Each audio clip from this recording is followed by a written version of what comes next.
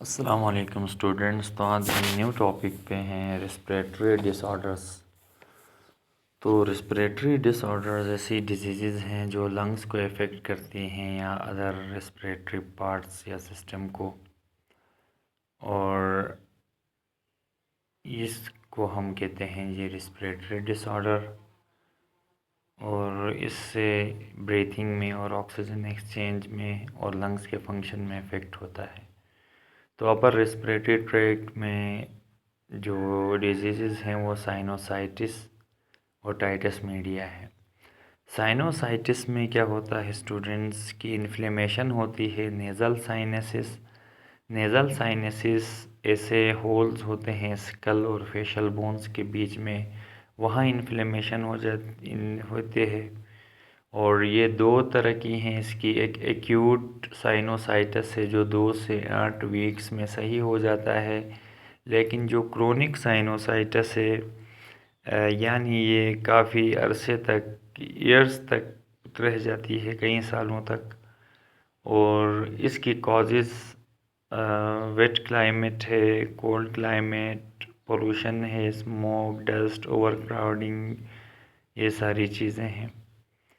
और सिम्टम्स इसके हैं फीवर है, बुखार होना है, नाक का बंद होना, आवाज़ में गिड़गिड़ाहट आना, नाक बहना, बार बार स्मेल नहीं करना किसी चीज़ को, सर में या फेशियल में पेन होना फेस में। तो ये इसकी अलामात हैं। ट्रीटमेंट इसकी है कि बैक्टीरियल अगर इन्फेक्शन है तो एंटीबायोटिक या सल्फा ड्रग्स देंगे, नेबुलाइजेशन करेंगे, और इसकी वजह से इन्फ्लेमेशन कम हो जाती है साइनसिस में और जल्दी से वो बंदा रिकवरी कर जाता है।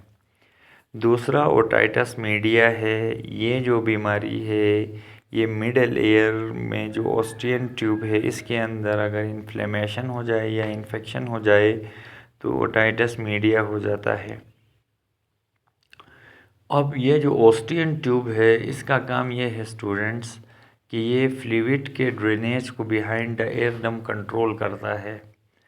अब जब ये ड्रेनेज कंप्लीट यानी कंट्रोल नहीं करेगा तो फ्लूइड प्रॉपरली ड्रेन नहीं होगा। इसकी वजह से वहाँ पे क्या होंगे, वायरस बैक्टीरिया की ग्रोथ हो जाती है ऑस्टियन ट्यूब में।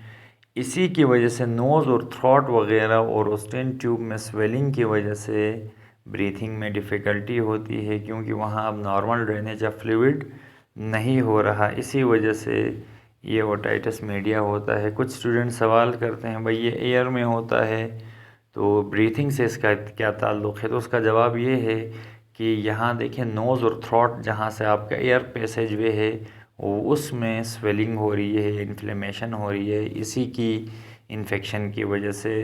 तो इस वजह से यानी ये रेस्पिरेटरी डिसीज़ कॉज करता है। अब अगर हम बात करें इसके सिम्टम्स की तो ईच चाइल्ड के अंदर डिफरेंट सिम्टम्स होंगे। इरिटेबिलिटी होती है, स्लीपिंग नहीं होती या नींद नहीं आती, एयर्स में टकलिंग होती है या पुलिंग होती, खिंचाव होता है, बुखार होता है इन्फेंट्स में या यंगर चिल्ड्रंस में, और फ्लूइड आता रहता है, और हेयरिंग डिफ़िकल्टीज़ होती हैं, ear pain. Treatment antibiotic medications हैं और फीवर और पेन के लिए,